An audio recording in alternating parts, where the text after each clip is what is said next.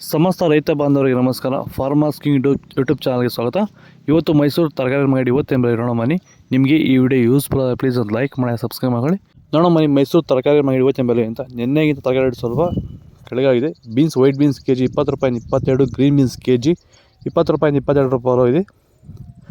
ಸೌತೆಕಾಯಿ K G 10 ರೂಪಾಯಿ 12 ರೂಪಾಯಿವರೆಗೂ ಹೋಗಿದೆ. ಹಸಿಮೆಣಸಿನಕಾಯಿ ಕೆ ಜಿ 35 ರೂಪಾಯಿ 40 ರೂಪಾಯಿವರೆಗೂ ಹೋಗಿದೆ.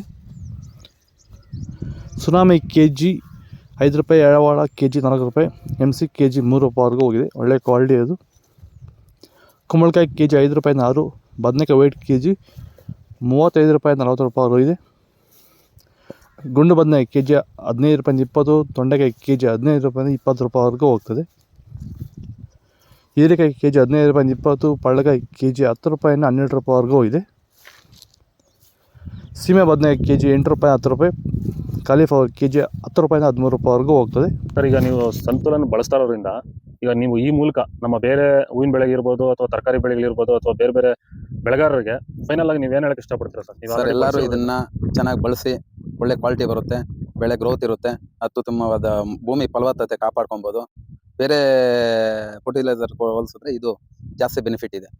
ಸೊ ರೈತರು ಇದನ್ನ ಬಳಸ್ಕೊಂಡು ಭೂಮಿ ಫಲವತ್ತತೆ ಜೊತೆಗೆ ಬೆಳೆನ ಬೆಳ್ಕೊಂಡು ಕ್ವಾಲಿಟಿ ಮೇಂಟೈನ್ ಹೌದು ಮಾಡಬಹುದು. ಹೌದು ಹೌದು ಓಕೆ. ಸೊ ನಿಮಗೆ ಅದು ಸ್ಯಾಟಿಸ್ಫ್ಯಾಕ್ಷನ್ ಇದೆಯಲ್ಲ ಹಾ, ಇದೆ ಸರ್ ಸರ್. ಬಳಸ್ತಾ ಇರೋದ್ರಿಂದ? ಹೌದು ಇದೆ ಸರ್. ಪೇರಿ ವೈಟ್ ಗ್ರೀನ್ ಕೆ ಜಿ 30 ರೂಪಾಯಿ 38, ದಪ್ಪ ಮೆಣಸಿನಕಾಯಿ 36 ರೂಪಾಯಿವರೆಗೂ ಹೋಗಿದೆ. ಒಳ್ಳೆ ಕ್ವಾಲಿಟಿ ಅದು.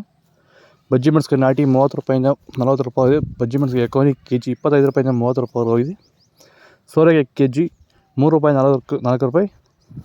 ಕೋಸು ಚಪಾತಿ 10 ರೂಪಾಯಿ 11 ರೂಪಾಯಿ, ಕೋಸು 9 ರೂಪಾಯಿ, ಟೊಮೊಟೊ ಹುಳಿ 8 ರೂಪಾಯಿ 10 ರೂಪಾಯಿವರೆಗೂ ಇದೆ. ಹಾಗಲಕಾಯಿ ವೈಟು 20 ರೂಪಾಯಿ, ಹಾಗಲಕಾಯಿ ಗ್ರೀನು 20 ರೂಪಾಯಿ, ತೊಂಡೆಕಾಯಿ ಕೆ ಜಿ 10 ರೂಪಾಯಿ 13 ರೂಪಾಯಿವರೆಗೂ ಹೋಗ್ತದೆ.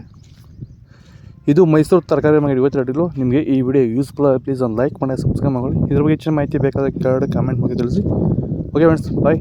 ನೆಕ್ಸ್ಟ್ ಸಿಗೋಣ.